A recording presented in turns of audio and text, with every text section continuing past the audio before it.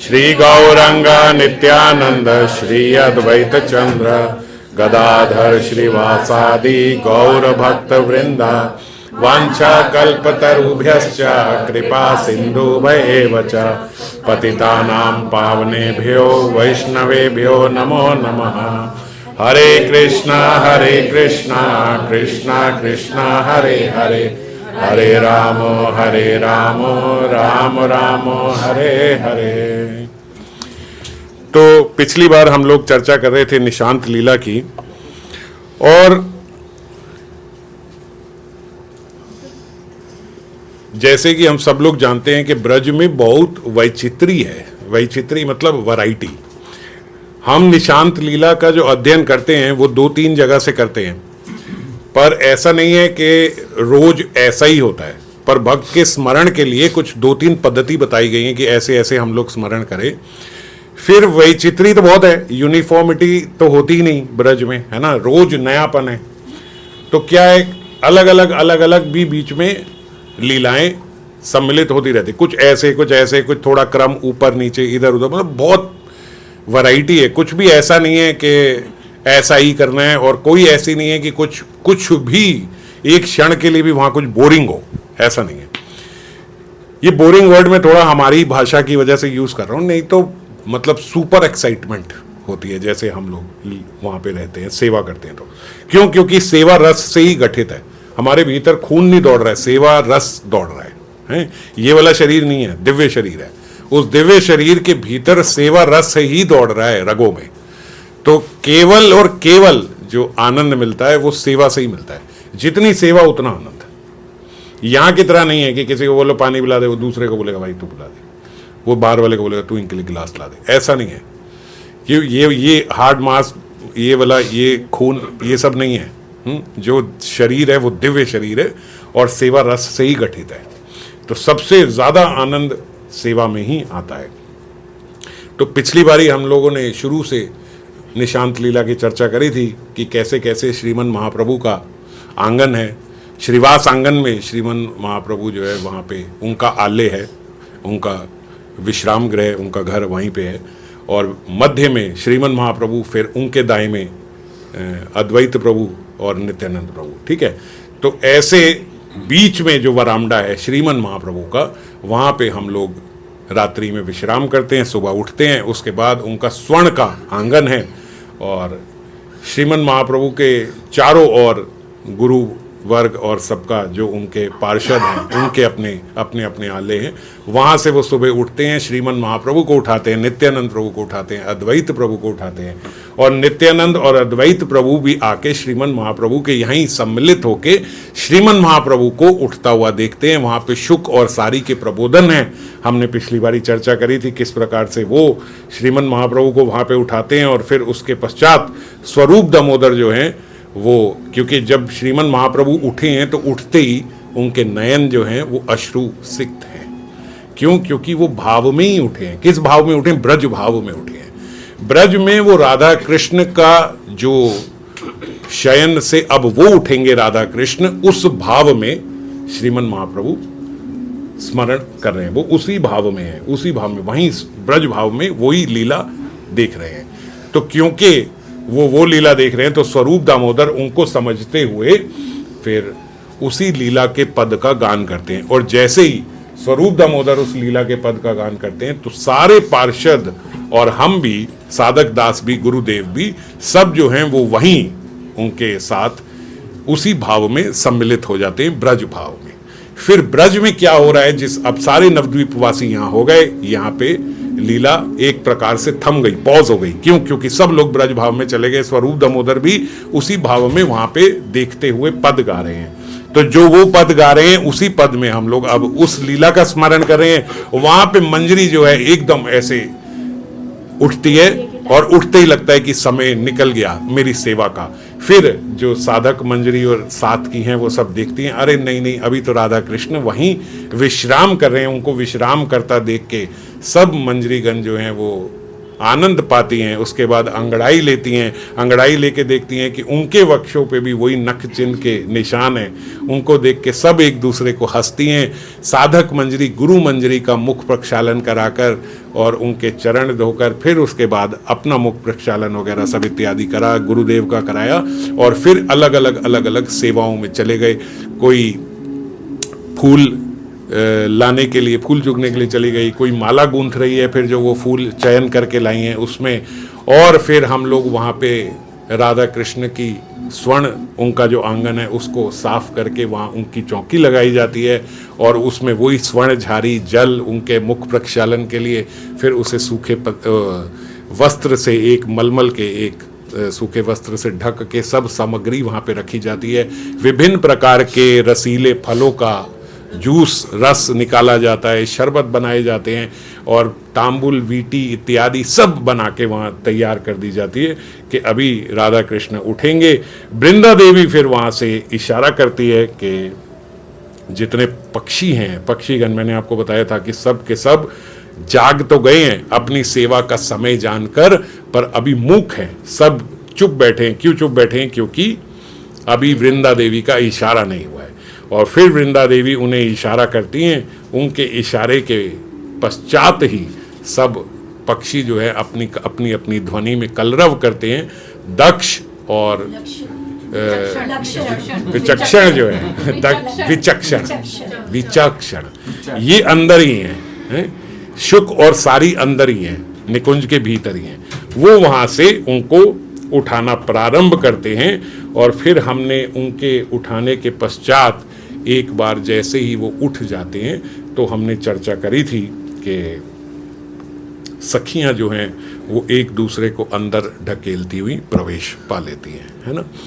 यहाँ और इससे आगे हमने चर्चा करी थी। आज मैं इससे थोड़ा पीछे से चर्चा दोबारा प्रारंभ करूंगा। एक दिन एक लीला में ऐसा भी होता है कि सखियां जो हैं अभी नहीं अंदर आई, है ना। श्याम सुंदर और किशोरी जी जो हैं वो अभी रस आलस में ही हैं और दक्ष और विचक्षण जो हैं अभी और उन्हें उठा रहे हैं। पिछली बार हमने चर्चा करी थी दक्ष और विचक्षण के बोलने से वो उठे और जैसे ही उठे सखियां गई। ऐसा भी होता है, एक जगह ऐसा भी है, बस इसी के बाद सखियां प्रवेश पा जाती हैं वहाँ पे और एक दूसरे का मुंह ढक के, एक दूसरे को आगे आगे करके, एक दूसरे का अपना अपना मुंह ढक के एक दूसरे को आगे आगे करके और हंसती हुई वस्त्र लिया हुआ। क्यों वस्त्र लिया हुआ? क्योंकि अभी श्याम सुंदर और किशोरी जी के वस्त्र जो हैं वो अस्त व्यस्त हैं, तो उनको एक प्रकार से थोड़ा समय देती हैं ऐसे, क्योंकि साथ की हैं कि वो अपने वस्त्र ठीक कर ले और फिर हम ऐसे उठाएंगे। देख चुकी हैं सब बाहर से, आनंद ले रही, पर उनके समक्ष थोड़ी एक साथ की हैं तो एम्बेरसमेंट ना फील हो, इसलिए इस प्रकार से।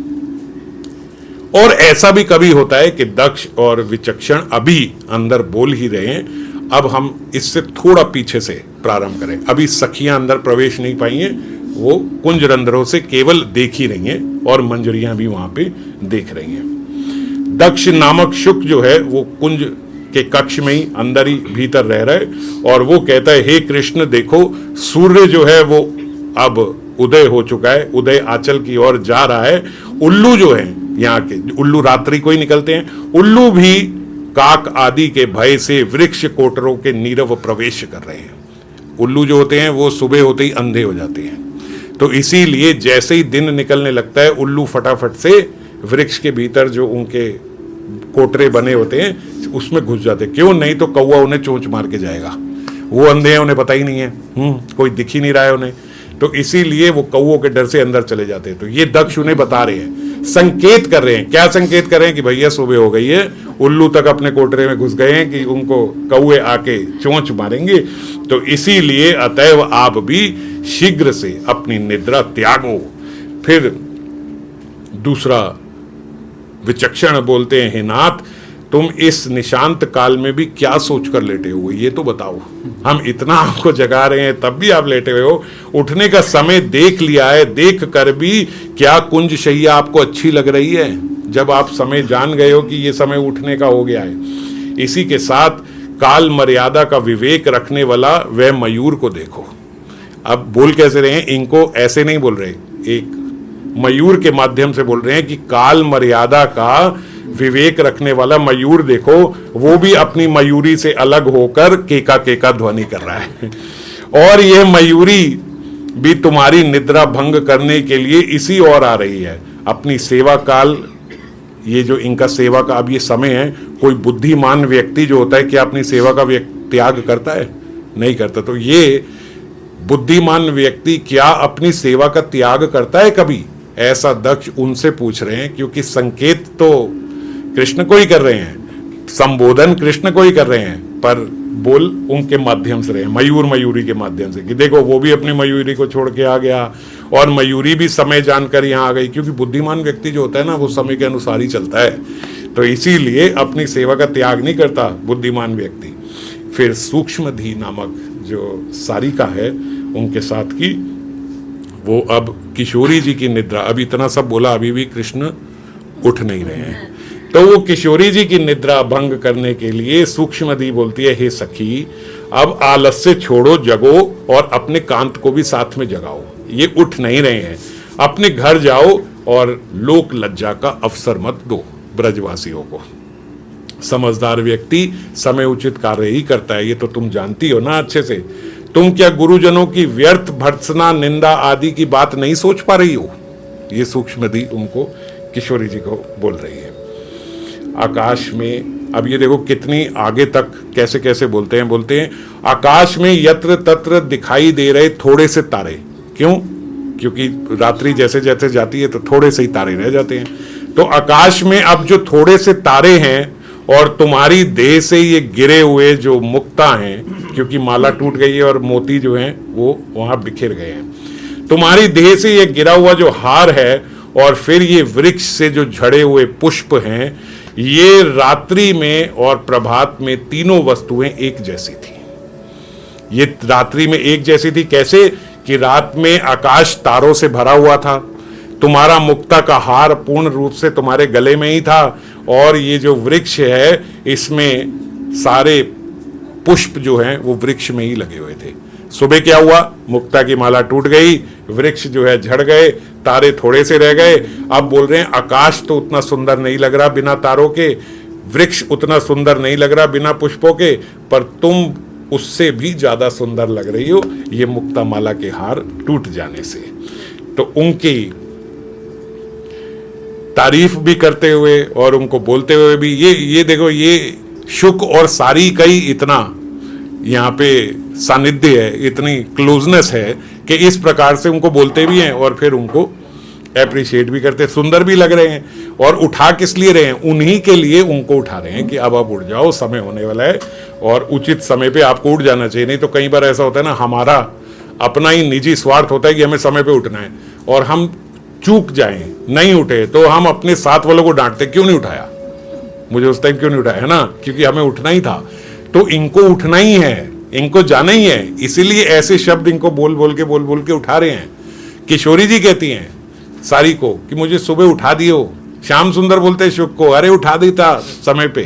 तो हालांकि समय अधीन है लीला के ब्रज में, लेकिन लीला है, तो ऐसे ही वो उनको उठा रहे हैं। इस प्रकार शुक सारिका की अति रमणीय बातें सुनकर पहले श्री राधा जगती हैं और फिर धीरे धीरे धीरे धीरे कृष्ण जगते हैं।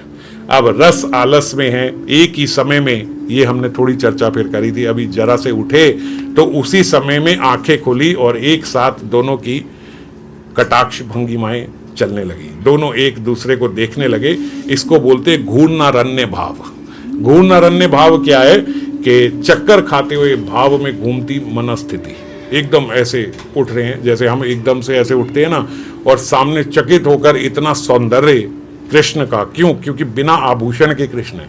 जैसे हम लोग भी जब गोविंद देव जी को देखते हैं, गोपीनाथ जी को देखते हैं, तो कितना सुंदर लगता है मंगल वाला दृश्य जो है, मंगल वेला का जो मंगल आरती का जो दृश्य है वो कितना सुंदर लगता है।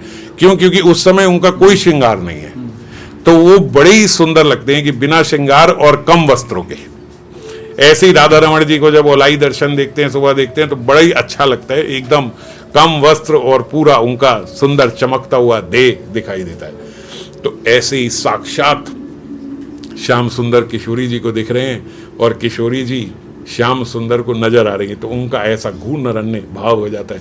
सुख भी होता है देख पा रहे हैं, दुख भी होता है क्योंकि आंखें चक्कर खा रही हैं और आंखों से अश्रु बह रहे हैं। इतना सौंदर्य देख के तो देख नहीं पा रहे हैं, देख नहीं पाते तो दुख भी होता है, और देख रहे हैं, देख पा रहे हैं इतना सौंदर्य, तो इसलिए सुख भी हो रहे हैं। उसी समय की ये जो युगल माधुरी है, बोलते ये वर्णतीत है, इसका वर्णन नहीं किया जा सकता। क्यों? क्योंकि आंखें जो देख रही हैं वो बोल नहीं सकती, और मुंह जो बोल रहे हैं वो देख नहीं सकते, तो इसीलिए इसका वर्णन करना संभव नहीं है। नूपुर, कंकण आदि अलंकारों की मधुर ध्वनि होने लगी। जैसे ही थोड़ा सा उठे तो पाँव के नूपुर आदि ये सब अलंकार बजने लगे। दोनों अंगों से सुषमा छटा उल्लसित हो रही है, दोनों के अंगों से। अस्त व्यस्त केश राशि से वेष्टित वक्ष स्थल के हार। क्या मतलब? अस्त व्यस्त केश राशि मतलब बाल भी थोड़े से बिखरे हुए हैं, और उन बालों से वेष्टित ही है बस वक्ष स्थल, और कुछ नहीं है, बस बाल ही है आगे। और कानों की बालियां हट जाने से उनकी कांति एक दूसरे के वदन पर जगमगा रही है। कुछ नहीं है, कोई आभूषण नहीं है, कुछ नहीं है, तो जितनी कांति है किशोरी जी की कांति श्याम सुंदर पे और श्याम सुंदर की कांति किशोरी जी पे पड़ रही है। यानी कांति जो आभूषणों की है, वो आभूषणों की कांति से श्याम सुंदर या किशोरी जी का देह नहीं चमकता है, श्याम सुंदर और किशोरी जी की कांति से उनके आभूषण जो हैं वो अलंकृत होते हैं। और फिर वे दोनों तितर बितर हुए अपने वस्त्रों को आंख बंद में ही खोजने लगे इधर उधर जो उनके वस्त्र हैं, और बंद आंखों से शैया में बैठकर इधर उधर अपने हाथ चला रहे हैं और उनको ढूंढ रहे हैं।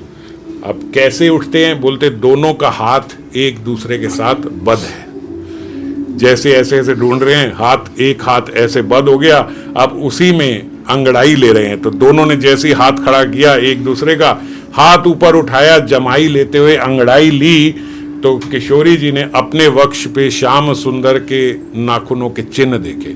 जो ही नाखूनों के चिन्ह देखे तो अब फिर से नक्षत के आघात से श्याम सुंदर को ना ना ना ना कह के रोकने लगे। अभी श्याम सुंदर कुछ कर नहीं रहे हैं, केवल अंगड़ाई ले रहे हैं, लेकिन उन्होंने देखते ही ऐसे लगा कि दोबारा ये कुछ ऐसा प्रयास करने लगे हैं, तो उन्हें नाना कह के रोकने लगी। जैसे वो ये कह रही हैं तो श्याम सुंदर अपने बाएं हाथ से प्रिया का सर उठाकर और दाएं हाथ से उनकी चिबुक उठाकर मुख कमल को बार बार चूमने लगे।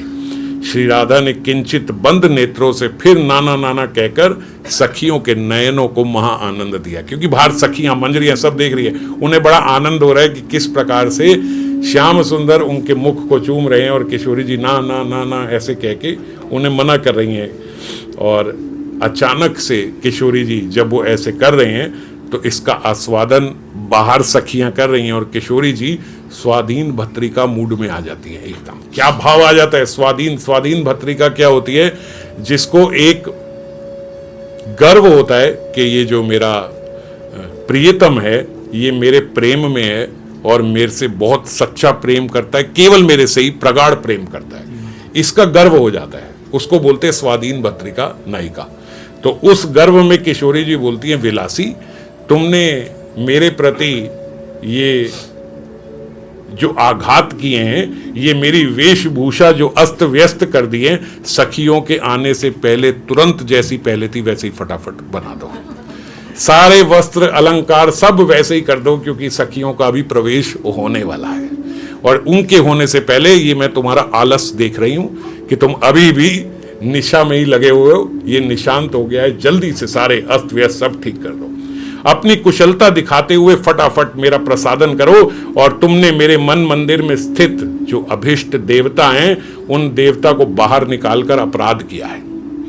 क्या अपराध किया है? बोले जो मेरे भीतर अभिष्ट देवता कौन है इस समय? अनंग, जो अनंग देवता है, जो काम देवता है, बोले वो मेरे भीतर थे, तुमने उनके प्रति अपराध किया है। क्या अपराध है? बोले उनको बाहर निकाल दिया और उन पे जो देवताओं को जब ऐसे मानसिक सेवा की जाती है तो बोले देवताओं को बाहर निकाल के पूजा की जाती है और फिर पूजा का सारा सामग्री वगैरह सब उठा के वापस उनको बिठा दिया जाता है। तो बोले तुमने बाहर तो निकाल दिया, लेकिन बाहर निकालने के बाद तुमने ये जो सारे नख चिन्ह इत्यादि ये सब हैं, ये सब साफ तो किए ही नहीं, और अनंग अभी भी बाहर का बाहर ही है। अभी भी मेरे भीतर तुम काम उदय करने में लगे हुए हो, तो तुम्हारे से ये अपराध हुआ है कि मेरे अंदर के अभिष्ट देवता को तुमने बाहर निकाला और भीतर पधराना भूल गए। अब वापस सेटल नहीं किया, अभी भी तुम इसी में लगे हुए हो। इसीलिए तुमने ये जो सेवा चिन्ह, नखों की खरोच आदि दूर नहीं किए हैं और देवता को बाहर ही रख दिया है। अतएव तुम फटाफट से अब क्या साधन करो, कुमकुम मृग आदि, मृग मद मानी कुमकुम कस्तूरी आदि का लेपन करके इन चिन्हों को मिटा दो और अनंग देवता को वापस यथास्थान स्थापित करो। यानी अब ये सब चीजें फटाफट से सब मिटा के सब बिल्कुल खत्म कर दो और मुझे भी शांत कर दो, ये सब मत करो। आप कहने का तात्पर्य ये है, पर वो अलग प्रकार से प्रस्तुति की जा रही है। तो जैसे हम लोग, आप लोग यहाँ कुछ क्या फाउंडेशन वगैरह लगा के ये सब हैं, अपना निशान विशान मुंह के हटा के चमक जाते हो, ऐसे इस प्रकार से बोल रहे हैं जल्दी से ये कुमकुम और कस्तूरी इत्यादि ये सब लगा के सारा ये सब हटा दो। रसिक चूड़ामणि श्याम सुंदर बोलते, प्रियतम तुमने ठीक ही कहा है। मैं वस्त्र भूषण गंध पुष्प माला चंदन आदि से अभिष्ट देवता की अभी फिर से सेवा में लगता हूं, और तुम देखो किस प्रकार कुशल ढंग से ये सारी किंकरियां जब ये देखती हैं अभी सब बाहर है, अब किंकरियां देखती हैं कि भैया सेवा का अवसर है, श्याम सुंदर अब उनका ये सब कैसे करेंगे, ना उनके पास पुष्प है, ना हार है, ना कुछ है, ना कुमकुम है, कुछ तो है नहीं, उनके पास केसर नहीं है, कस्तूरी नहीं है, कैसे करेंगे ये सब। तो सारी मंजरियां जो हैं सेवा का अवसर जानकर फटाफट से अब द्वार खोलकर शयन मंदिर में उनके प्रवेश कर जाती है। अब कौन आई है, अभी सखियां नहीं आई हैं, सखियां बाहर ही हैं, अभी मंजरियां सेवा का अवसर जानकर भीतर आई हैं। देखा मंजरियां भीतर क्या देखती हैं, दोनों के अंगों पे वस्त्र भूषण माल्य आदि ये सब स्खलित है, सब इधर उधर सब हुआ पड़ा है, और इस कारण से श्याम सुंदर की कांति और किशोरी जी की कांति अधिको अधिक छिटक रही है। ये भीतर का जो ये दर्शन है कि उनकी अंग कांति जो है, अंग कांति इस समय टॉप मोस्ट है, क्योंकि वैसे तो वस्त्रों से ढक जाती है, इस समय बिल्कुल कुछ नहीं है।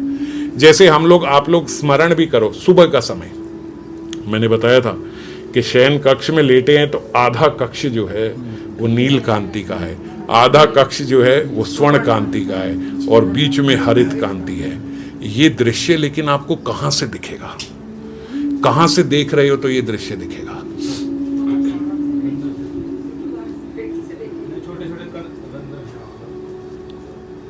कुंज रंध्र तो हैं, स्मरण करोगे तो आपको पता लगेगा कहां, कौन सी डायरेक्शन से, कौन सी डायरेक्शन से ये दिखेगा। अगर चरणों की तरफ हो तो बीच में, अगर सिर की तरफ हो तो, मान लीजिए कोई मंजरी कृष्ण की साइड है, वो देख रही है, अब कहां दिखेगी स्वर्ण कांति, नहीं दिखेगी। इतनी नील कांति है कि आधी में नील कांति दिख रही है और पीछे हरित कांति दिख रही है, क्योंकि नील कांति से ही आप देख रहे हो तो स्वर्ण कांति हरित कांति दिखेगी, समझ गए। और बीच में भी इतनी हरित कांति है कि स्वर्ण कांति आपको दिख ही नहीं पाएगी। किशोरी जी की साइड जाके देख रहे हो तो स्वर्ण कांति इतनी है कि फिर आप नील कांति नहीं देख सकते। अब दरवाजा अगर बीच में आ गया, खिड़कियां हैं मगर जहां सो रहे हैं, जहां चरण है वहां पे दरवाजा है, तो कैसे देखेंगे। तो जब ऐसे देख रहे हैं इसका मतलब दरवाजा वहां नहीं है, ऐसे कक्ष बना हुआ है तो दरवाजा इस साइड है कोने पे, ताकि चारों तरफ से उनके दर्शन हो सके, है ना। साइड के एक कोने में दरवाजा है। ये सब स्मरण करोगे तब आपको उस समय ये प्रश्न उठेंगे, कहां से देख रहा हूं मैं। ऐसे नहीं कि बस सुना हुआ है, इधर आधा ये है, इधर आधा ये है, मैं कहां खड़ी हूं, क्योंकि चारों तरफ है, हम किसी भी साइड हो सकते हैं, है ना। तो जब हम स्मरण करेंगे तो बड़ी सारी बातें और आएंगी। तो अभी मंजरियां जो हैं भीतर प्रवेश पाती हैं तो देखती हैं कि भैया पीत श्याम किरण माला और अधिको अधिक छटक रही है। उन दासियों ने युगल के स्थान स्थान पर जो नख चिन्ह हैं और वेश विन्यास रहित जो सर्वांग हैं, खुले केश हैं, किसको पता नहीं लग रहा है, अच्छा, छिन्न भिन्न मणि मुक्ताहार और वन मालाओं से रहित कंठ देश देख कर रह रहकर आनंद प्राप्त कर रही हैं। ये सब अलग अलग से देख रही हैं, अलग अलग से सारी डिटेल दिख रही हैं कि उनके केश कैसे खुले हुए हैं, कैसे उनके छिन्न भिन्न मणि मुक्ताहार सब ये सब बिखरे टूटे हुए हैं, वन माला है ही नहीं, उनसे रहित उनका कंठ देश है, अधिक अधिक आनंद प्राप्त कर रही हैं। भानुमति मंजरी इनके बीच जो हैं, उन्होंने श्री कृष्ण के हाथ में कंगी दी, क्योंकि उन्होंने कहा है ना कि मैं अभी आपकी वेश रचना करता हूं, और यही सेवा जानकर सारी मंजरी अंदर घुसी हैं। तो भानुमति मंजरी बड़े शांत से उनको एक स्वर्ण कंगी जो है वो श्याम सुंदर के हाथ में देती हैं। कंगी लेकर नागेंद्र धीरे धीरे केश संवारते हैं, और फिर एक मंजरी उन्हें मालती पुष्पों की वेणी देती है, और फिर वो उनके केशों में मालती पुष्पों की वेणी वैसे ही लगा रही हैं जैसे रात्रि में किशोरी जी आई थी। तत्पश्चात राग लेखा मंजरी द्वारा तैयार किए कस्तूरी चंदन और कुमकुम द्रव से श्री कृष्ण नई तुलिका लेकर श्रीमती के ललाट पर सुंदर चित्र बना रहे हैं। उनके ललाट पर सुंदर, देखते हो ना गोविंद देव जी, यहाँ गोविंद सब ऐसे कैसे उनका श्रृंगार होता है, ऐसे किशोरी जी के ललाट पर श्रृंगार कर रहे हैं, ललाट पर कस्तूरी चंदन और कुमकुम द्रव से। ये किन्होंने बनाया है? ये राग लेखा मंजरी द्वारा तैयार किया गया, तो वो सब वो उनको देती है। लवंग मंजरी द्वारा बनाई बालियों से उनके कर्णद्वय भूषित करती हैं। रुचि मंजरी के हाथ से हार लेकर श्री राधा के वक्ष तल पर हार धारण कराती हैं। ये रुचि मंजरी ने बनाया। तो श्री राधा बोलती है, अरे श्याम सुंदर ये क्या, तुमने मेरे वक्षों पर कुमकुम से चित्र रचना तो की नहीं, गलती कर दी ना। वक्षों पर कुमकुम से चित्र रचना होती वो तो की नहीं, और पहले ही तुमने हार पहना दिया। तुम ना इन सब में पटु नहीं हो, एक्सपर्ट नहीं हो तुम ये वेश रचना करने के कार्य में। ये अब हार पहना दिया, अब कैसे चित्र रचना होगी?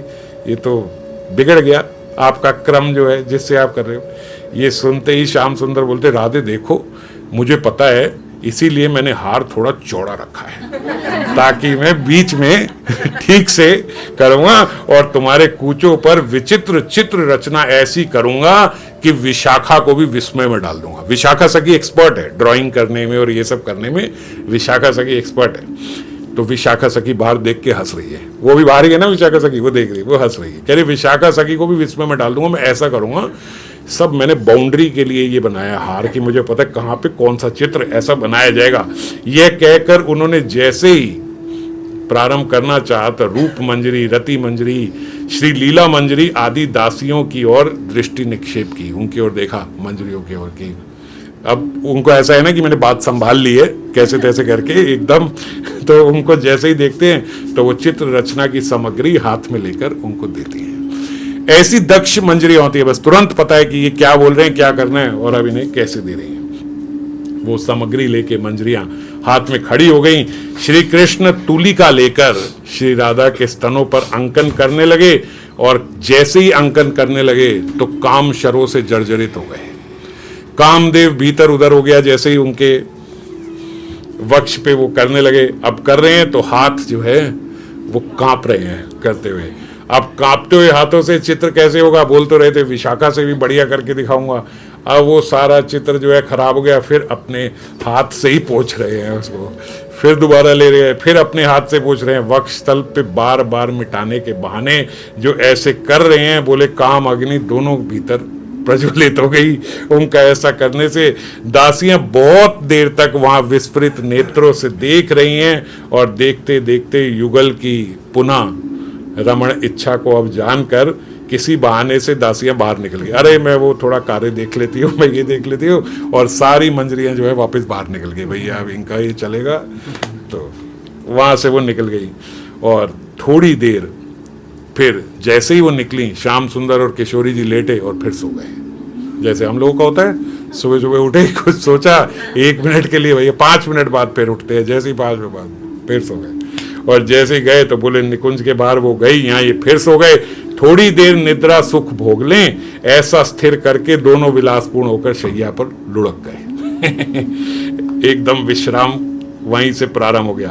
अब जो सारिकाएं हैं उन्होंने देखा, लो इतनी मुश्किल से हमने उठाया था शुक और सारिका ने, अब ये तो फिर सो गए। तो सारिका जो है वो बोलती, किशोरी अपनी कुल मर्यादा भूल कर अब और कुंज में लेटे रहना उचित नहीं है। हे राधे, अपने घर जाने की तैयारी करो, यहाँ रहकर अब और स्वजनों की पीड़ा मत बढ़ाओ, क्योंकि अब और रह गई तो स्वजनों को पीड़ा हो जाएगी। हे विलासिनी, देखो पूर्व दिशा में तुम्हारे पाद पद्मों का, जो पूर्व दिशा है जहां से सूर्य उदय हो रहा है, उसने तुम्हारे पाद पद्मों का अनुकरण कर लालिमा धारण कर ली है। कहने का ढंग है, स्टाइल है हर चीज का, कि आपके चरणों का ही अनुकरण किया है। और देखो वो किस प्रकार से वहां पे लालिमा आ गई है। वह देखो चंद्रमा भी तुम्हारे मुख की शोभा प्राप्त करने में असफल होकर अपना देह त्याग करके चला गया है। हे सुमुखी, निद्रा त्याग कर अब आंखें खोलो। देखो तुम्हारी उपयुक्त सेवा करने की इच्छा से इतनी सारी सखियां एकत्रित हो गई हैं बाहर। हे चंद्रमुखी, वह देखो तुम्हारे हाथ से पाली गई जो तुम्हारी हिरनी है। किशोरी जी की हिरनी का नाम है रंगिनी। ये जो रंगिनी हिरनी है ये तुम्हारे ही पास आ रही है, दया करके उस पे उठ जाओ। वो तुम्हारे दर्शन करने को आ रही है, तुम्हारी तो प्रिय है, उनको बड़ा प्रेम करती है रंगनी हिरनी को। उस पर दया कर कर उठकर उसे देख लो एक बार। हे शशिमुखी, ये जो हिरनी है ना, इसने तुम्हारे चरण उदक पान करने का प्रण ले रखा है, और सुबह सुबह सबसे पहले तुम्हारे चरण उदक पान करने की, तुम्हारा चरणामृत पान करने को ही आई है। ये उसी से आनंदित होती है, पर तुम उसे देख नहीं रही हो। इससे वह शोक आतुर होकर तुम्हारे मुख चंद्र की ओर किस प्रकार देख रही है। बेचारी उदास होकर हिरनी कैसे तुम्हारे मुख की ओर देख रही है, और तुम आंख खोल भी नहीं रही हो। आंखें खोलकर एक बार देखकर कम से कम उसे अपनी चरणामृत नहीं दे रही हो, अपने दर्शन अमृत तो दे दो। एक बार उसे देख तो लो ताकि वो जीवित रह जाए। हे राधे, ये देखो वे अति कौतिक हरि हरिणी, ये एक और हरिणी है, हरि हरिणी, ये तुम्हारे नेत्रों का नाप लेने आई है कि तुम्हारे नेत्र भी अभी भी वैसे ही अकर्ण तक विस्तृत है कि नहीं है। मतलब ये नेत्र यहाँ कानों तक, बोलो इतने लंबे नेत्र हैं, कानों तक जाते हैं। तो कह रहे हैं देख रही है कि तुम्हारे नेत्र अभी भी वैसे, हिरनी के नेत्र भी बड़े सुंदर होते हैं। तो बोले ये हिरनी बड़ी प्रसन्न होती है तुम्हारे नेत्रों को देखकर। अब ये तुम्हारे नेत्र ही देखने आई है, और तुम्हारे नेत्र वो देख ही नहीं पा रही है क्योंकि तुम तो सो रही हो। जगह जगह तरीके से उन्हें उठाने का प्रयास करते हैं। इस प्रकार प्रेमवती सारिकाएं श्रीमती को जगाने के लिए अलग अलग पद सुनाती है, वाक्यवली सुनाती हैं, और जब वह थोड़ी शांत होती है तो फिर शुक पक्षी जो हैं वो कृष्णचंद्र को प्रणाम करते हैं। श्याम सुंदर जय हो आपकी। सुनो हे सुंदर, अब सुनो। श्याम सुंदर सुनो, माता यशोदा जागने का समय जानकर अब तुम्हारे निकट कक्ष में पहुंचने वाली हैं। बस उस समय वो उठी थी, अब वो निकल चुकी है, तुम्हारे कक्ष की ओर जा रही हैं। और तुम तो श्याम सुंदर समय को जानने वाले हो, तुमसे ज्यादा समय को कौन जानता है। यद्यपि यह निकुंज शैया मूर्तिमान आनंद स्वरूप ही है, ये हम जानते हैं, तथापि उसे अब त्यागो, तुम्हारा मंगल उसी में होगा। अब उठ जाओ जल्दी से। हे सुभग, तुम्हारी जय हो, तुम्हें नमस्कार है। सुनो, ये जो मुर्गा है ना, मुर्गा कौन है इनका, एक पेट जो मुर्गा है उसको बोलते ताम्रचूड़। तो ये ताम्रचूड़ मुर्गा जो है बहुत देर से तुम्हारा शयन देखकर शांत था, अब वो भी उच्च स्वर से आपको उठाना चाहता है, अपने उच्च स्वर से। मुर्गे की बांक जो है वो अपने स्वर में। वह अपनी सेवा का समय जानकर आनंद उत्फल हो गया है, और अब वो भी बांक दे रहा है। आहा, समय को पहचानने वाला अपने कार्यकाल में कभी चूकता नहीं है। ये बार बार यही बोलते हैं कि देखो समय को जानने वाला जो होता है ना, वो कभी चूकता नहीं है। और उधर मुर्गे ने श्री राधा को जगाने के लिए 5-6 बार जब आवाज की, तो श्री कृष्ण का आलिंगन करने में उन्हें बड़ा अति सुख प्राप्त हो रहा है किशोरी जी को। और मुर्गे की आवाज जो है वो बड़ी प्लीजिंग नहीं होती सुबह सुबह, है ना। तो इसीलिए मुर्गे को वृंदा देवी चुप रखती हैं कि एकदम लास्ट में यूज करेंगे इसको। मुर्गे और बंदर इन दोनों को लास्ट में यूज किया जाता है बिल्कुल, कि भैया अभी तो इतना प्लीजिंग नहीं हो, तुम बाद में बोलना, पहले तो मधुर मधुर आवाज से। हम लोग भी, कई लोग अलार्म लगाते हैं तो सुबह सुबह बड़ा प्यारा कीर्तन लगाते हैं, 5 बजे 6 बजे पक्षियों की आवाज़ लगाते हैं, वो लगाते हैं। 7 बजे वाला भयानक लगाते हैं भैया, अगर ना ही उठे तो 7 बजे जरा जोर की बजे। तो ऐसे ही बोले वो मुर्गे को लास्ट में रखा हुआ है। अब वो उनको बड़ा आनंद हो रहा है, और इतने में मुर्गे की विशेष बाग वो आवाज़ सुनकर किशोरी जी क्रोधित होकर उसको, किशोर, यहाँ क्रोध वो वाला क्रोध नहीं है, असली वाला क्रोध नहीं है, ये नींद में ही है। नींद में क्रोधित होकर बोलती है, ये मुर्गे तुम शीघ्र ही यमपुर को जाओ, यहाँ से जाओ, नरक में जाओ, वहां जाकर रव करो, यहाँ इतनी तेज उठा रहे हो। जैसे ही वो जोर की ये बोलती है तो मुर्गा बेचारा चुप हो जाता है। फिर उसके बाद वो मुर्गा नहीं बोलता, श्री राधा प्रभात होने की आशंका से प्रियतम के वक्षस्थल से थोड़ी अलग हुई। अब इतना बोल के व्यक्ति थोड़ा अलग हो ही जाता है सुबह सुबह। कुछ देर तक बोलते वो कुक्कुटों की ध्वनि बंद हो गई, वो मुर्गों की ध्वनि जो है वो बंद हो गई। प्रभात होने की और आशंका नहीं, ऐसा स्थिर करके श्री किशोरी जी जो हैं वो कृष्ण से आलिंगन करें। उन्हें लगा कि मुर्गे बंद हो गए तो इसका मतलब अभी सुबह हो भी नहीं रही है, वो मुर्गे चुप हो गए, अभी फिर थोड़ी देर सो जाते हैं। थोड़ी देर वो फिर विश्राम करने के लिए सो जाती हैं। अब ललिता आदि सखियां जो हैं ये अभी बाहर ही हैं, तो अभी ये बाहरी दृष्टि लगाई हुई है इन्होंने, और लता कुंज रंध्रों से, लता जाल से, वहीं से, लता जाल भी बोलते, कुंज रंध्र भी बोलते। क्या है कि जो किशोरी जी और श्याम सुंदर का जो निकुंज भवन है ना, उसमें मणियों से दीवारें निर्मित हैं, पर इतना डेंस है जो फॉरेस्ट है, जो वन है, जो बगीचा है, कुछ भी आप कहो, वो इतना डेंस है कि वो बिल्कुल आपको ऐसे लगेगा कि जैसे एक वृक्ष के बीच में ही है। वृक्ष की डालियों से ही बना हुआ है, पुष्पों से ही बना हुआ है, सारी डालियां पुष्प, इतनी लताएं इस प्रकार से, इतना डेंस है कि आप मेकआउट नहीं कर सकते कि यहाँ कोई मणि की दीवार भी बनी होगी, ऐसा है ही नहीं, क्योंकि इतना डेंसली कवर्ड है पत्तों से और उससे। तो कहीं कहीं जगह इसीलिए ऐसा भी लिखा जाता है कि लता जाल से मंजरियां देख रही हैं, है ना।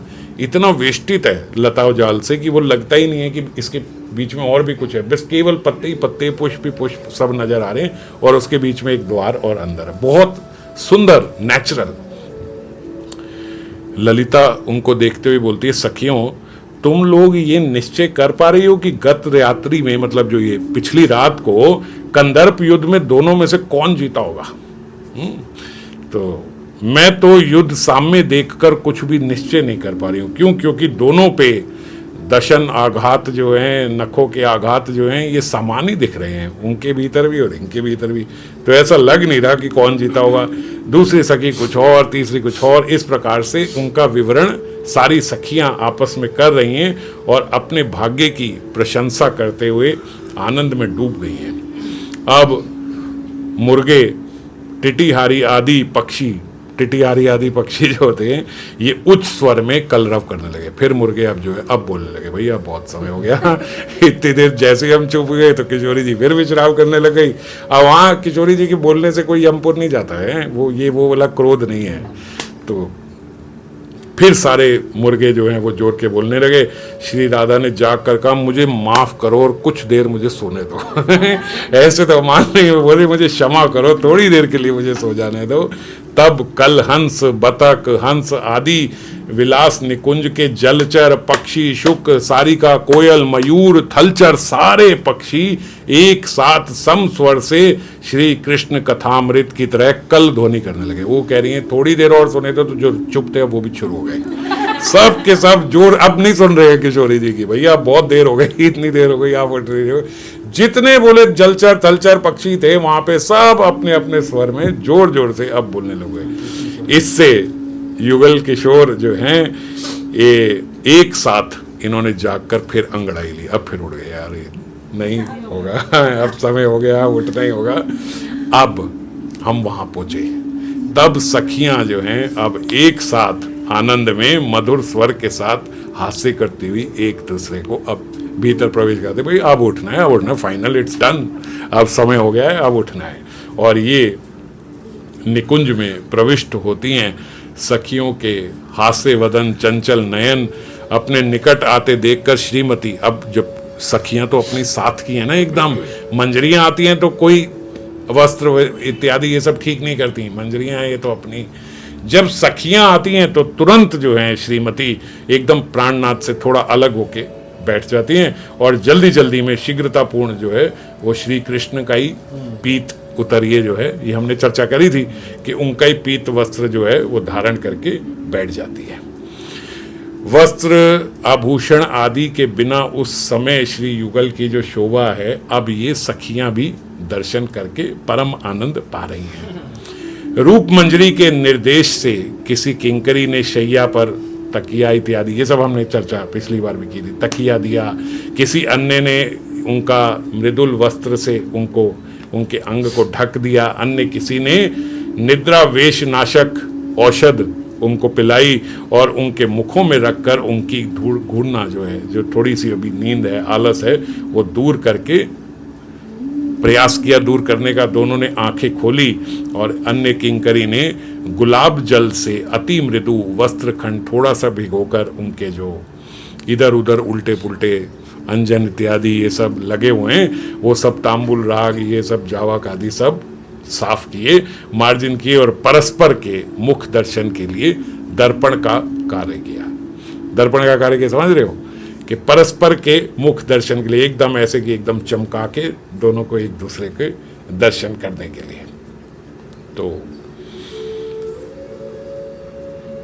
इसके पश्चात फिर हमने चर्चा करी थी कि किस प्रकार अब वो आरती की थाल लेके आते हैं और वो रूप मंजरी को, मंजरी साधक मंजरी जो है वो रूप मंजरी को देती है और रूप मंजरी जो है वो ललिता सखी को देती है। ललिता सखी आरती उतारती है, धृत कपूर बत्ती द्वारा युगल की अलाई बलाई दग्ध करके वस्त्र द्वारा अमंगल राशि को पोंछ लिया, जो हम ऐसे वस्त्र से करते हैं। तत्पश्चात शंख लेके श्री अंग पर अमृत सिंचन कर दिया। शंख से हम लोग ऐसे करते हैं ना, तो ये अमृत सिंचन हो रहा है। कोई सखी उस समय चामर ढुला रही है, कोई हाथ से ताली बजा रही है, कोई पुष्प वर्षा कर रही है, कोई उल्लू ध्वनि कर रही है और जोड़ जोड़ के वहां पे भी उस समय आरती के साथ ही संकीर्तन प्रारंभ हो जाता है। अब यहां जैसे ही ये जोड़ जोड़ का संकीर्तन प्रारंभ हुआ तो नवद्वीप में श्री महाप्रभु भी अपनी शैया पर जो विराजमान है, अब ब्रज में श्री राधा माधव की आरती से प्रभु के प्रेमावेश में हुंकार ली, मतलब अब थोड़ा भाइयावेश में आए।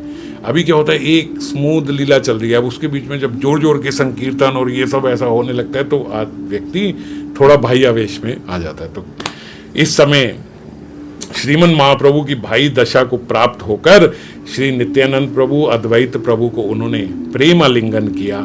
भक्त वृंद ने श्रीमन महाप्रभु के श्री चरणों में अब दंडवत प्रणाम किया और तत्पश्चात महाप्रभु के बरामदे में ही जो उन्होंने आंगन में रत्न आसन बिछाए थे, उन रत्न आसन पे यथापूर्वक उनको बिठाया। दक्षिण में श्रीमन महाप्रभु के वैसे ही नित्यानंद प्रभु और उनके बाईं ओर अद्वैत प्रभु बैठे। श्री गुरुदेव के इशारे पर जो हम साधक दास हैं वो स्वर्ण जल पात्र में सुगंधित जल लेकर उनके स्वर्ण कुल्लादानी इत्यादि ये सब लेकर प्रभु के मुख प्रक्षालन कराते हैं और फिर तत्पश्चात सूखे वस्त्र से उसको पोंछ देते हैं। फिर प्रभु की वेशभूषा रचना करके माल्य चंदन आदि देकर दर्पण दिखाते हैं। उसके बाद श्री रूप गोस्वामी के साथ सज्जित आरती पात्र लेकर, जैसे वहां पे हुआ था, रूप मंजरी को देते हैं, रूप मंजरी ललिता सखी को देती है, यहाँ पे हम रूप गोस्वामी को देते हैं, रूप गोस्वामी स्वरूप गोस्वामी को देते हैं, स्वरूप दामोदर गोस्वामी को, और स्वरूप दामोदर जो हैं वो तीनों प्रभु की आरती उतारते हैं। श्रीमन महाप्रभु फिर से आरती जैसे ही वो उतार रहे हैं, श्रीमन महाप्रभु अब फिर ब्रज भाव में आविष्ट हो जाते हैं और स्वरूप दामोदर जो हैं वो उनके मन को जानकर अब श्री राधा कृष्ण के गृह गमन लीला का गान करते हैं। अब वो पद गाते हैं कि अब वो यहाँ से घर की ओर जा रहे हैं। यहाँ तक हमने शायद पिछली बारी चर्चा करी थी। तो अब गृह गमन के जब वो पद गाते हैं तो फिर से उस आरती के समय सब वहां बैठे बैठे श्रीमन महाप्रभु, नित्यानंद प्रभु, अद्वैत प्रभु और सब जितने भी साधक हैं, जो सेवक हैं, वो सब भी उनके पद के साथ उसी भाव में वृंदावन ब्रज धाम को चले जाते हैं। वहां स्वखी गणों द्वारा नृत्य कीर्तन, अब वहां क्या हो रहा है, वहां अभी भी कीर्तन हो रहा है, वहीं पे छोड़ा था। जब यहाँ वापस होते हैं तो अब वहां मग्न हो गई हैं। अब कौन उठाने वाला है? पहले राधा कृष्ण को उठा रहे थे एक एक करके, सखियां और मंजरियां विलग थीं। अब जो है सखियां मंजरियां राधा कृष्ण सब मग्न हो गए कीर्तन में, गाने में बजाने में सब मस्त हैं। एक केवल वृंदा देवी अलग से देख रही है, अब इसमें बिजी हो गए। अब निकलने का समय हो रहा है तो वृंदा देवी उन्हें घर भेजने के उद्देश्य से शुक सारी को इशारा करती है कि भैया, अब सारी में भी एक शुभा सारी है। वो शुभा कहने लगती है, हे सखी, तुम्हारी सास शैया त्याग कर आएगी और तुम्हें आते ही फिर बोलेगी, राधे तुम्हारा पति अभिमन्यु आने वाला है, वो गोष्ठ से निकल चुका है। रोज यही बोलती है वो गोष्ठ से निकल चुका है, तुम्हारे पास आने वाला है, इसलिए जल्दी से खड़ी हो, पूजा इत्यादि की थाली तैयार करो अपने पति के लिए, ऐसा कह के पुकारेगी। इसीलिए तुम जल्दी से यहाँ से ये शैया त्याग कर फटाफट वहाँ पहुँच जाओ, ताकि तुम्हारी साथ फिर यही सब बोलेगी तो वो तुम्हें सुन के कार्य करना होगा।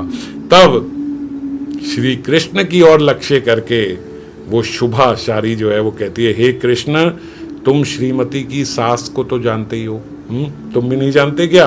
वो कितनी संदिग्धा रहती है, हर समय उसको यही शक रहता है, उन पे शक करती रहती। अभिमन्यु भी सब प्रकार से क्रोधी है, ये भी तुम जानते हो।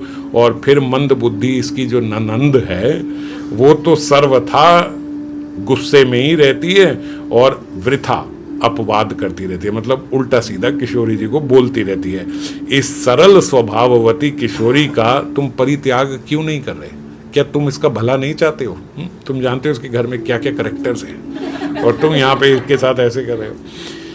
ये जो अभिमन्यु हैं, ये अभिमन्यु केवल लीला के लिए वहाँ किशोरी जी का पति है, पर किशोरी जी ने आज तक कभी उसको देखा नहीं है। ये लीला ऐसे चल रही है कि केवल आभास मात्र है ना। लीला को और रोमांचक बनाने के लिए, परकीय भाव बनाने के लिए किशोरी जी का एक पति है, एक सास है, एक ननंद है, पर वो पति केवल भाव में ही है नहीं, कभी आया नहीं है, वो गोष्ठ में ही रहता है, वो वहीं सोता है। तो कहाँ है? वो बोले वो आ जाएगा, बस एक भय है, एक आभास है कि एक पति है। ये किस लिए है? ये केवल परकीय भाव को उदय करने के लिए। तो सारी के वाक्य सुनकर अब किशोरी जी जो हैं और श्याम सुंदर जो हैं, जब वहाँ की ये सब बातें बोली, भैया अब याद दिलाई सास ननंद अभिमन्यु, अब दोनों के नयन जो हैं वो एक समान घूमने लगे। भैया ये तो जल्दी जल्दी निकलना होगा, गड़बड़ हो जाएगी। उनमें अब श्री कृष्ण के वियोग का बड़ा दुख हो गया। अब किशोरी जी, भाई अब तो निकलना पड़ेगा, ये सब अब नहीं चलेगा। और तुरंत अपना पीत उतरिए अंग पर पहनकर उन्होंने थोड़ी शैया से उठ गई किशोरी जी जो है। श्री कृष्ण भी अब फटाफट से किशोरी जी का नील वस्त्र जो है वो उन्होंने अपने ऊपर धारण किया, और दोनों एक दूसरे को देखते हुए भी पहचान नहीं पा रहे हैं कि इसने मेरा वस्त्र पहना और उसने मेरा। क्यों? क्योंकि नीले के ऊपर नीला श्याम सुंदर ने पहन लिया और किशोरी जी पीत वस्त्र उन्होंने अपने ऊपर पहन लिया, तो वो उनके गोल्डन कॉम्प्लेक्शन के ऊपर बिल्कुल ऐसे ही लग रहा है कि पता ही नहीं लग रहा कि कुछ अलग से कुछ किया है। तो ऐसे कुंज से निकल पड़े। कहाँ है? बोले किशोरी जी का बाएं हाथ जो है वो श्याम सुंदर ने पकड़ रखा है और दाहिने हाथ से अपनी वंशी धारण की हुई है। लेफ्ट हैंड से किशोरी जी को पकड़ के, राइट हैंड से अपनी वंशी पकड़ के दोनों निकल रहे हैं। तत्पश्चात जो सेवा परायणा सखियां जो उनकी हैं, उनमें से कोई स्वर्ण जल पात्र लेके साथ साथ चल रही है, कोई चामर ढुला रही है, कोई मणि दर्पण अपने हाथ में लेके जो आरती में प्रयोग होता है उसको लेके चल रही है, कोई कुमकुम चंदन पात्र लेके चल रही है, कोई मणि जनित तांबुल का पात्र हाथ में लिए साथ चल रही है, और कोई वो पिंजरा फटाफट से उठाया शुक और सारिका का जो जो है उनको साथ में लेके, पिंजरे को लेके साथ में निकल पड़ी। किसी ने सिंदूर का पात्र जो वहां पड़ा था वो लेके साथ चली। किसी ने छिन्न मुक्ताहार जो था, जो सारे वो मोती वहां बिखर गए थे, उनको फटाफट समेट के सारे अपने ही वस्त्र आंचल में जल्दी से ऐसे बांध लिए कि ये सारे लेंगे। बाद में क्या करती है, सब मंजरियां एक दूसरे को एक एक मोती दे देती हैं कि ये किशोरी जी का मुक्ताहार। जैसे हम लोग प्रसादी लेते हैं तो वो अपने वस्त्र आंचल से अभी बांध लिया है। रति मंजरी ने शैया से कर्णभूषण लेकर, अब किशोरी जी के रह गए हैं तुरंत, तो क्या करेंगी, वहां पूछेगी सास कहाँ गए, तो फटाफट से वो लेके आई और चलते चलते ही किशोरी जी के कान में वो कर्णभूषण पहना दिए। रूप मंजरी ने शैया में देखा, अरे किशोरी जी का ऊपर की कंचुलिका तो यहीं रह गई। चलते चलते किशोरी जी को वो भी तुरंत वहां पे ले जाकर पहना दी। ये मंजरियों की इतनी एक्सपर्ट सेवा है कि वो चलते चलते ऐसे ही सेवाएं कर देती, पता नहीं लगता किसी को कि ये सेवा हो रही है और हो गई। गुण मंजरी पीक दानी से युगल के चर्बित तांबुल लेकर मंजरी गणियों के मुंह में प्रदान कर रही हैं, प्रसादी तांबुल जो है वो दे रही हैं। मंजुलाली मंजरी ने श्री युगल के छिन्न माल्य एवं चंदन आदि किंकरियों को बांट दिए तुरंत उसी समय के ये इनके पुष्प। श्याम के अंग पर नील वसन और राई यानी किशोरी जी के अंग पर पीत वसन देखकर अब सखीगण जो है वो सखियां देख रही हैं कि भैया गड़बड़ हो रही है। सब कुछ तो ये मंजरियां ठीक कर रही हैं, लेकिन मंजरियों को भी ये दिखाई नहीं दे रहा है कि वो उन्होंने उनका पीत वस्त्र और उनका नील वस्त्र पहना हुआ है। तो सखियां जो है अब वो बोल नहीं रही हैं कि इनको एम्बेरसमेंट होगी अगर हम बताएंगे तो सखियां जो हैं वो कौतुक पूर्वक वस्त्र से अपना मुख ढककर हंस रही हैं कि इन्हें इतना कर रही हैं, ये समझ नहीं आ रही है कि वो किशोरी जी ने उनका वस्त्र पहना हुआ है और श्याम सुंदर ने उनका वस्त्र पहना हुआ है। अब किशोरी जी देख रही हैं कि ये सखियां हंस रही हैं, श्याम सुंदर भी देख रहे हैं कि ये मुंह ढक के अपना हंस रही हैं, वो इधर उधर देख रहे हैं, तो ऐसे लग रहा है कि व्हाट इज द प्रॉब्लम कुछ है ही नहीं, क्या हो रहा है ऐसे। तो एक दूसरे को भी देख रही हैं, तो वो भी कह रहे हैं कि भाई हमें पता नहीं लग रहा क्या करे, तो छोड़ो ऐसे कर रही होगी।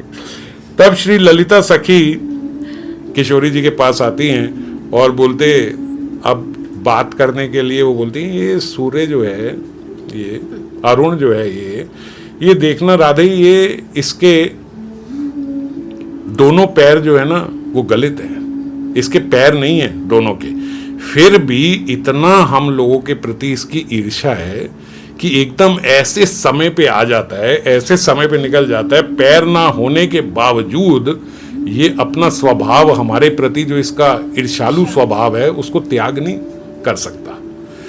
स्वभाव दुस्तज्य, अपना स्वभाव त्यागना बड़ा मुश्किल होता है, ये इसको देख के पता लगता है। किशोरी कहती, राधे ललिता अभी तो इसके दो पैर नहीं है, तो रोज इतने समय पे आ जाता है, अगर कहीं इसके दो पैर होते तो रात्रि होनी ही नहीं थी, इसका बस चलता है, ये तो यही रहता है, ये कभी जाता ही ना, पता नहीं इसे हम लोगों से ही क्या दुश्मनी है। इस प्रकार परस्पर एक दूसरे के साथ वाक विलास करते रहकर सखियां श्री युगल के गृह गमन की ओर विस्तृत देखकर, अब वृंदा देवी जो है वो देख रही हैं कि इस तरीके का इनका हंसी मजाक चल रहा है, इस समय तेजी से भागना चाहिए भैया, घर हैं सब, पहले ही वहाँ इतना टाइम वेस्ट हो गया, अब जब निकले हैं तो अभी तेजी से भागना है। अब ये तो हंसी मजाक करते हिलोले डुलोले करते हुए भैया झिलमिल हो रहे हैं, उन्होंने हाथ पकड़ा हुआ है, वंशी ध्वनि है, हंसी हो रही है, मजाक हो रही है, ललिता विशाखा सब चल रही हैं। अब कौन लास्ट का हथियार रह गया? बंदर। मैंने बोला था ना, दो की आवाज बड़ी ऐसे होती है।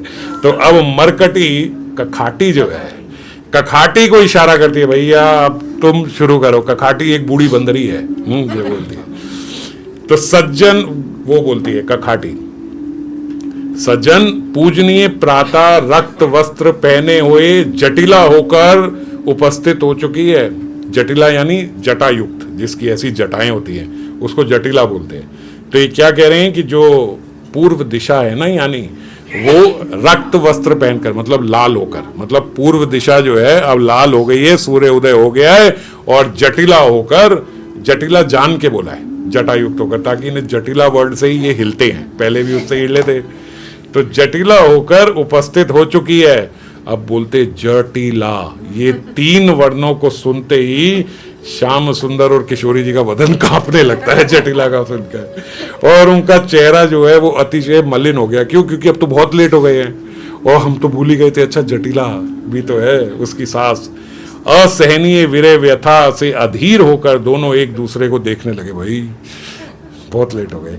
सखी गणों ने पुनः उन्हें आश्वासन दिया, आप लोग ऐसे इतना परेशान ना हो, बस तुरंत अभी दोबारा मिलवाऊंगी, अभी जल्दी से चलो, उसके बाद पुनः आपका मिलन होगा। ऐसा आश्वासन देकर, दोनों को धैर्य देकर फटाफट से किशोरी जी को श्याम सुंदर से थोड़ा हाथ छुड़वाया। ललिता सखी वहां से हाथ छुड़ा के किशोरी जी का हाथ पकड़ दिया, अब आप चलो। मेरा हाथ पकड़ के ललिता और विशाखा दोनों उनका हाथ पकड़ के लेके जाती हैं। श्याम सुंदर को उधर अब आप उधर जाओ, हम यहाँ चली। श्रीमती को जावट की ओर वो लेके जाती हैं। श्रीमती ललिता से बोलती है, सखी एक बात बताओ, आपने कृष्ण से मिलवाने के लिए मेरे को बड़ा प्रलोभन दिया था, और अभी थोड़ी देर हुई है, बस कुछ सेकंड श्याम सुंदर से अलग होके किशोरी जी चलिए।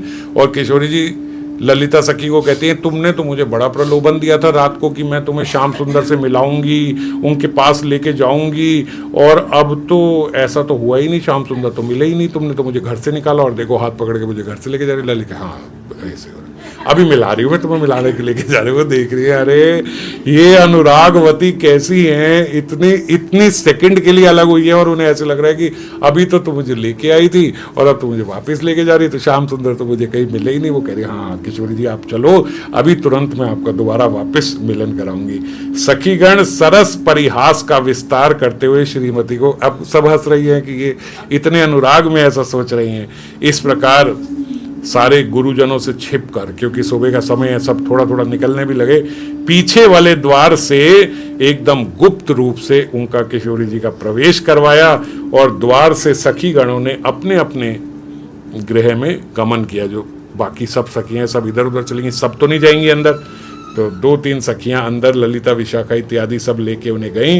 विशाखा के साथ श्री राधा के पुर में प्रवेश करने पर जो साधक मंजरी है वो शयन बरामदे में, अभी बरामदे में जो किशोरी जी का अब जो ये शयन बरामदा है उसमें स्वर्ण चौकी पर फिर किशोरी जी को बिठाकर और सुगंधित जल से उनके चरणों को साफ कर दिया।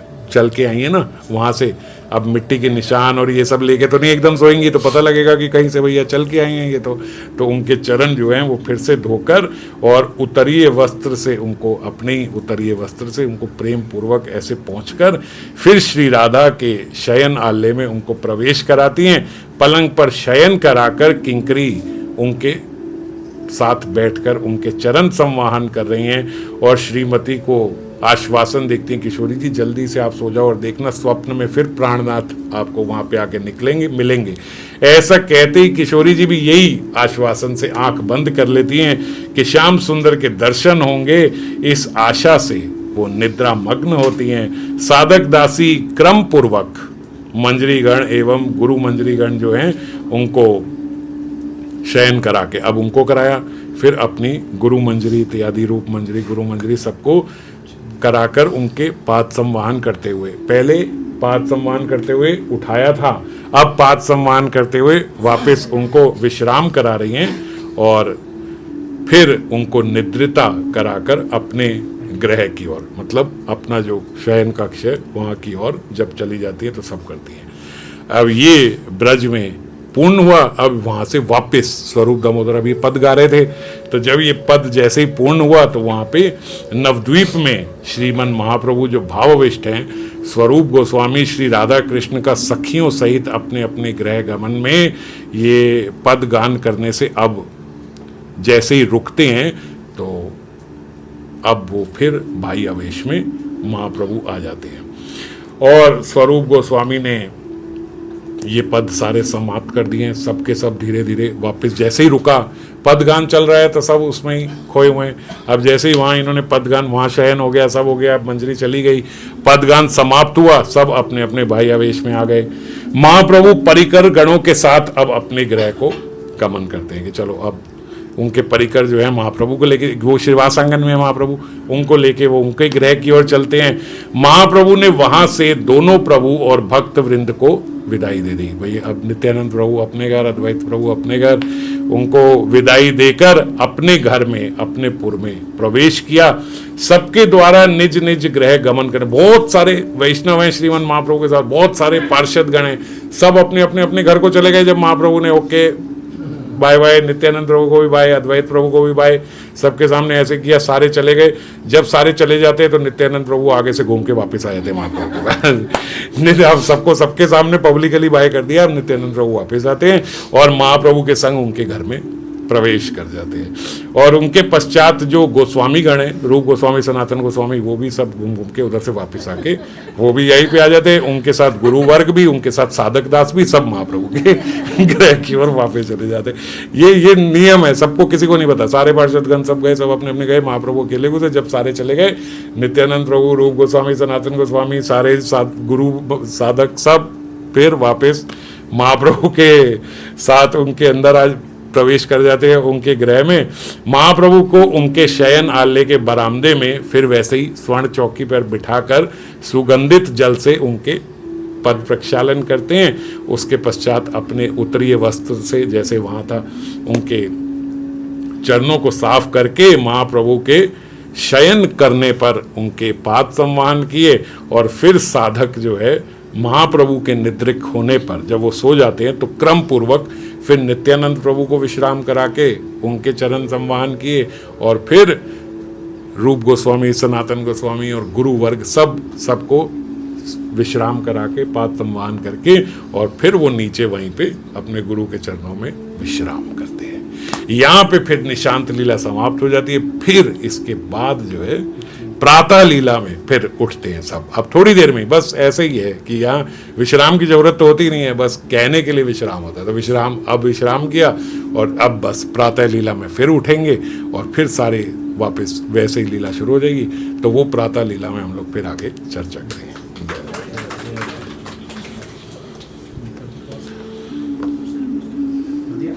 Stop.